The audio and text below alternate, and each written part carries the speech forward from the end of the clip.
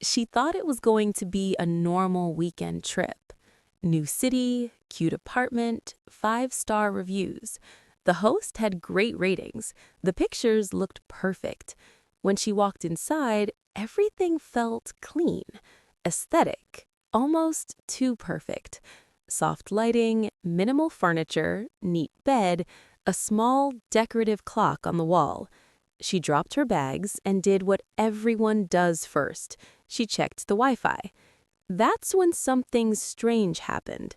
Her phone showed multiple connected devices already active inside the apartment. More than just a router, more than just a TV. There was one labeled IP camera. She paused. Maybe it belonged to a neighbor. Maybe it was part of the building's security. She tried to ignore it. But later that night, while getting ready for bed, she noticed something tiny, a faint red light, blinking from the decorative clock. And suddenly, the apartment didn't feel cozy anymore. She stood completely still. Maybe it was just a reflection. Maybe it was part of the clock's design. She moved closer. The red light disappeared. Her heart slowed for a second. Then it blinked again. Very faint, very controlled. Not random, not decorative. She grabbed her phone and turned off the room lights. The apartment went dark. Now the red dot was clearer.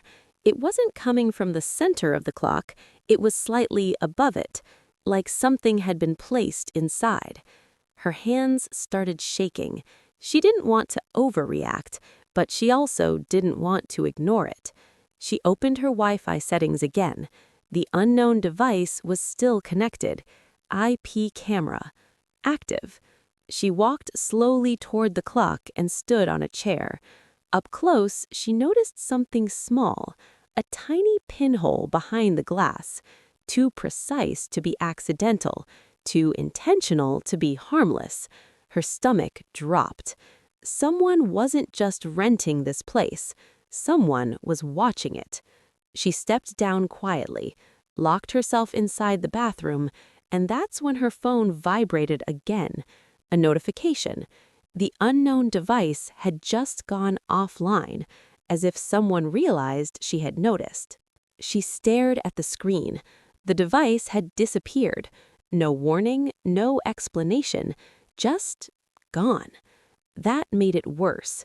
If it was random, it would still be connected. If it was harmless, it wouldn't suddenly shut off. Someone had control over it, and someone had just turned it off. Her breathing became shallow. She opened the rental app and checked the host's profile again. 5-star reviews, great communication, very responsive, feels safe. Safe. She pressed the message button. Her fingers hovered over the keyboard. What do you even say in a situation like this? She typed carefully. Hi, I noticed an unfamiliar device labeled IP camera connected to the Wi-Fi. Is there a security camera inside the apartment? She hit send. 3 dots appeared almost instantly. He was online, typing. Her heart pounded harder. Hi, no, there are no cameras inside, only one outside near the front door for security. Her eyes moved back to the clock on the wall, the tiny hole, the red light she saw. She typed again. There's a blinking light inside the decorative clock. This time, the 3 dots didn't appear. 1 minute passed, 2 minutes, 5 minutes, no response.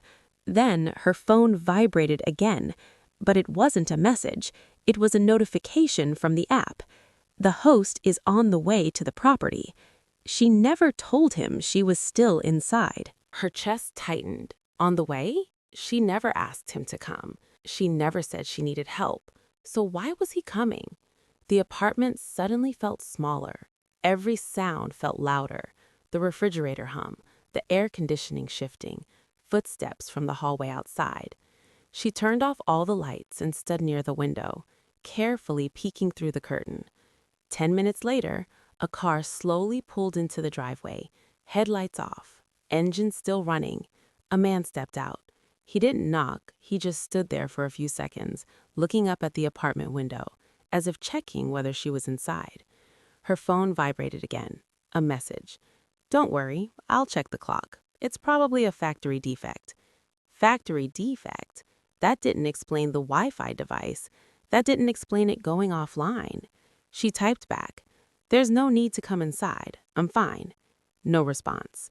Instead, she heard footsteps outside the door. Slow, deliberate. Then the sound of keys. Metal touching metal. He was trying to unlock it. Her hands went cold. She remembered something important. The listing had said self-check-in, which meant he still had a master key.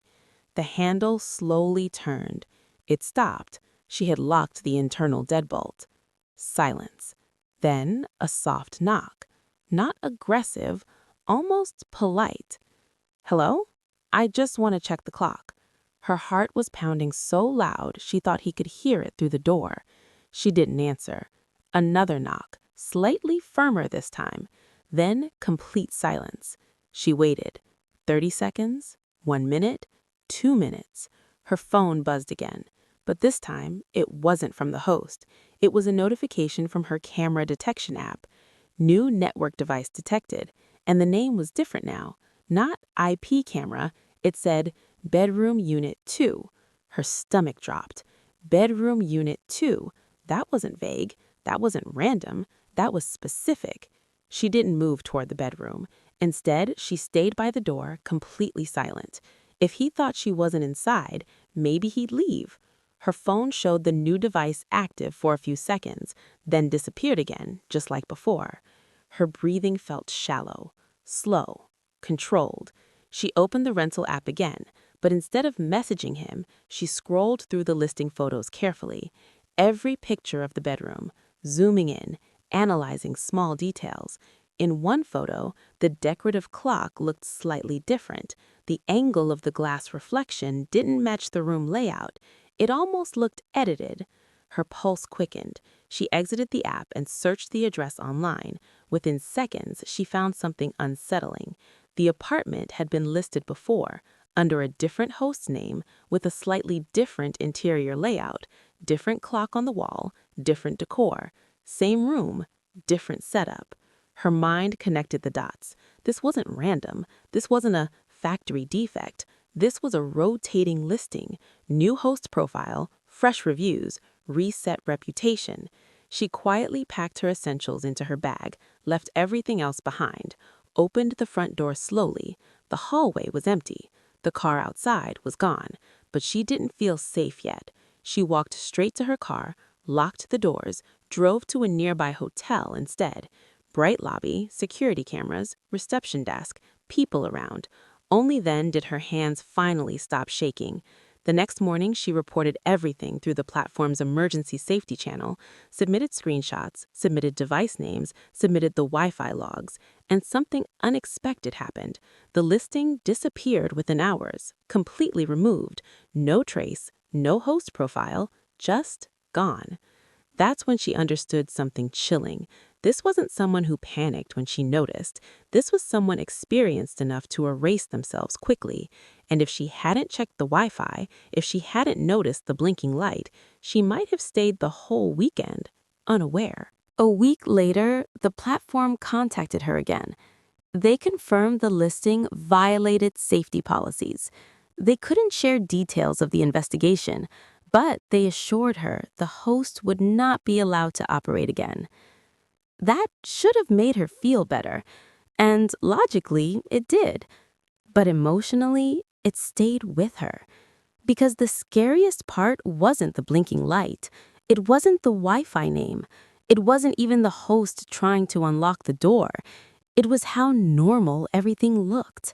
5-star reviews, polite messages, professional photos. Nothing about the place felt dangerous at first glance. That's what made it unsettling.